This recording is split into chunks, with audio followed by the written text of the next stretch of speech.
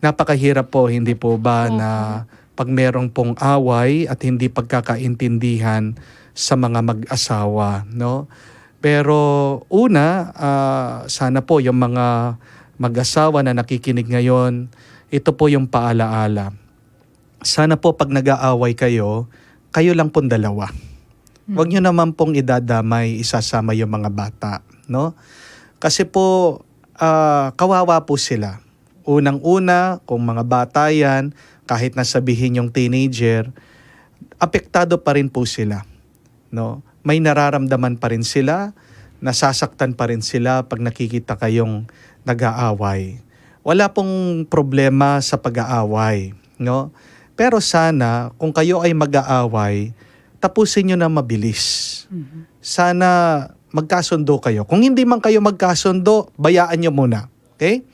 Pag kayo ay galit, pag tayo ay galit, anong kailangan natin gawin? Kailangan natin magpalamig ng ulo, no?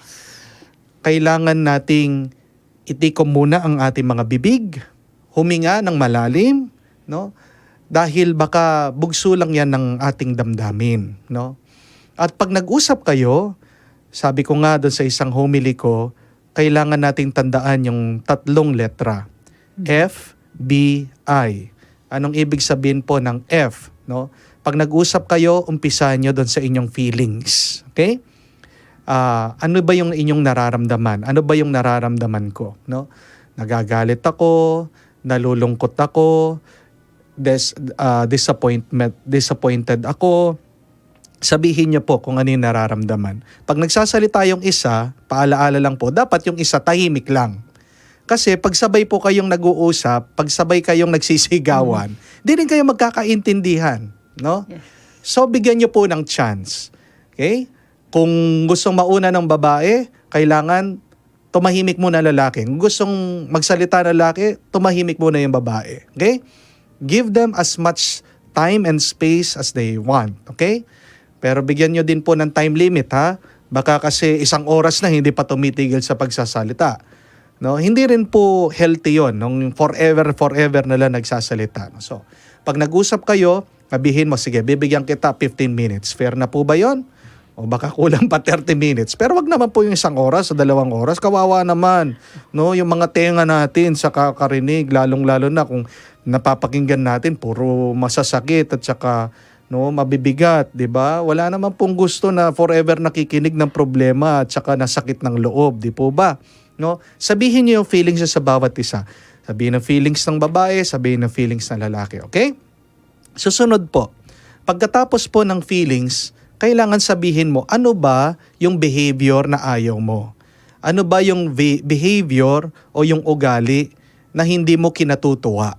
Yun yung pangalawa. Bakit ka ba nalulungkot? Bakit ka ba nagagalit? No? Bakit ka ba nadi-disappoint? No?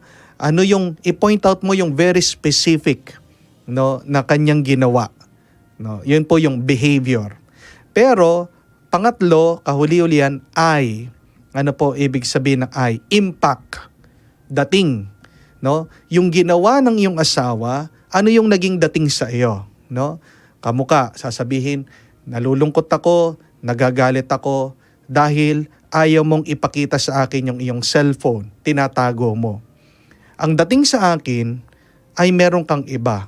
Ang dating sa akin, meron kang tinatago, no, pagsisikreto. Ang dating sa akin, hindi mo ako mapagkatiwalaan. Di ba tayo, mag-asawa, dapat nagtitiwala tayo sa bawat isa. Dapat open tayo.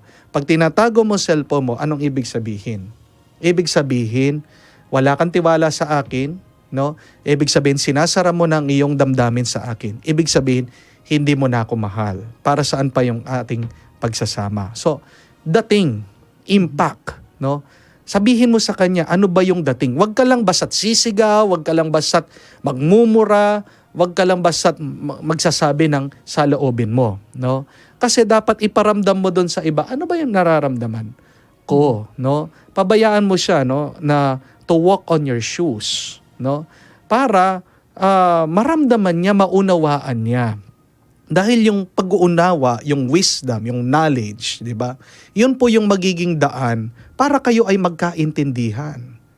Dahil pag hindi nyo alam, paano maiintindihan? Hindi po ba? Huwag nyo na lang dadaanin po doon sa hindi nagsasalita. Meron pong ganyan eh. Ang tawag po dyan is passive-aggressive behavior eh. No? Nagdadabog, yan, kamukha nun, naninira ng gamit, no? Wala pong walang mangyayaring maganda diyan, no? Dahil nanira ka, ang nakita yung sirang gamit, pinaghirapan ng tao. Paano kanya maiintindihan kung hindi mo naman binubuksan yung iyong saloobin? Tayo po mga tao, wala tayong antena. Hindi naman tayo mga hayop, hindi po ba? No? Kung hayop lang tayo, may antena tayo. Kahit hindi ka magsalita, no? Ramdam. But communication is really the key, no? So, pag nag-usap kayo, no, yung mga mag-asawa sa inyo, kailangan kalmahin nyo, bigyan nyo muna ng kapayapaan ang iyong puso. Ngayon, dito sa nagtatanong, obviously, anak siya, Yes, no? Bata Father. siya, Opo. no? Ano ba yung gagawin? Okay? No?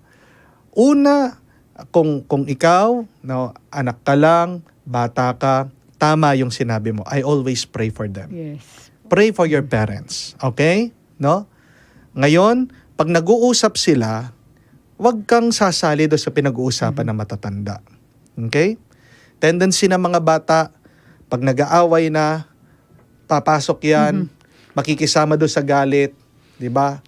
Mumurahin din, sisigawan yung kanilang mga pamilya, yung kanilang mga magulang. No? Never do that. Yes. Okay? Allow them to resolve their problem. Okay? Pero isang pagsubok din yan sa mga bata. Kahit na magulang mo sila, kahit na pamilya mo sila, okay? No? Tandaan mo, yung problema ng iba, minsan hindi mo naman dapat problemahin. Opo. Okay? Napakadaling sabihin yan, pero napakahirap. Pero that is part of maintaining our peace also. Di ba? Do not get irritated or affected by everything that is happening. Yung magagawa mo lang, yun yung gawin mo. Yes, pa. Okay? Within your reach, within your power, dun sa iyong kakayahan. Okay? So, kung nag-aaway yung magulang, bayaan mo, lumayo ka muna. Babayaan mo sila. Huwag kang sasawsaw doon, huwag kang sasama doon. Ngayon, pagkatapos, pag napansin mo na yung mga magulang mo, hindi sila kikibuan, malayo sila. Okay? Yakapin mo yung nanay mo. Yakapin mo yung tatay mo. Minsan ang isang tao na nalulungkot o nadidepress, hindi naman niya kailangan na pagsabihan mo eh.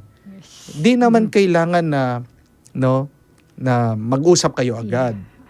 Pero may mga tao, pag nalulungkot sila, nadidepress sila o galing sila sa away, ang kailangan ng nila, merong taong nandoon kasama sila. No? At marami po sa atin, ang kailangan lang yung may nakakaintindi sa atin, no? Yung nakakaunawa. So, be there for them, listen, without judging. Yes. No? Marami sa inyo, alam ko, ganyan, sa loobin natin, no? Naghahanap tayo ng tao na pagsasabihan lang, no? Na hindi maghuhusga, no? May kanya-kanya tayong struggle, may kanya-kanya tayong pinagdadaanan, no? Yung problema ng isa, tapos dadagdagan pa, mag-aasawa pa yan, may problema din yung mapangasawa, doble ng problema yan. Di ba? No? So, hindi madali. So, ang magagawa ng isang bata ay ipagdasal, lumayo muna, no? Huwag masyadong papaapekto, pero pag natapos na nag-away, yan, balikan mo, samahan mo, yakapin mo, pakinggan mo, no? Pero ikaw, wag mong sisirain yung iyong kapayapaan dahil diyan. Meron mga iba sobrang affected, no? Di natin sila masisisi dahil yan yung pinili nila. May kakwentuhan po ako na mga teacher, mga guro sa high school, problema po nila yan. Mga broken families, galing sa mga broken families, nag-aawa yung kanilang mga magulang, so affected yung kanilang pag-aaral. Pero mabibigla kayo, mabibilib. Meron din mga ibang bata na ginagamit nilang inspirasyon yan. No? Yes po. Na sasabihin nila, pag akong nag-asawa, hindi ako magiging ganyan kamukha ng aking mga magulang. But please, children, no, mga bata, mga anak, may mga iba dyan, matatanda na pero may sakit ng loob sa kanilang mga magulang. No? Hindi magiging masama ang loob ng iyong magulang o hindi magiging masama ang kanyang pagsasalita, ginagawa, kung wala siyang pinagdadaanan na masama. Yes. So the first and foremost thing that we have to do to people who are arguing, fighting, is really try to understand them. Tingnan, pagmasdan, saan ba sila nanggagaling? Ano bang punot dulo ng lahat ng yan? No? It may not be the situation, it may be something na dala-dala pa rin nila mag-umpisa nung bata sila, no? Hindi natin alam. So what we have to do is to keep on journeying with them. Okay? Mahirap man, masakit man, alam ko po affected tayo. Hindi mo naman maalis yun, no? Pero ask the Lord for strength. Okay? No? Hindi ka bibigyan ng Diyos ng isang pagsubok na hindi mo makakayanan, no? Kaya nandiyan ka. Binigay sa iyo mga magulang mong 'yan, no? Pinapalakas ka ng Panginoon. May aral, may leksyon na tinuturo sa iyo ang Panginoon. Kakaluguran, kumusta po kayo? May mga gumugulo ba sa inyong puso at isipan? Nalilito, naliligaw, at malapit ng sumuko sa buhay? Tumawag ka lamang o kaya mag-message ng Hello, Father. Ako po ang iyong host, si Reverend Father Joel Jomarsos P. Gatus, ang sasagot sa inyong mga katanungan sa buhay sa tulong ng gabay ng Banal na Espiritu sa pamamagitan ng programang Hello, Father. Ito po ay tuwing Lunes, alas 12 ng tanghali hanggang 1:00 ng hapon. Dito lamang sa DWBL 91.9 Bright FM. Feel at home tayo dito. Enjoy life at Bright FM 91.9. Friends tayo.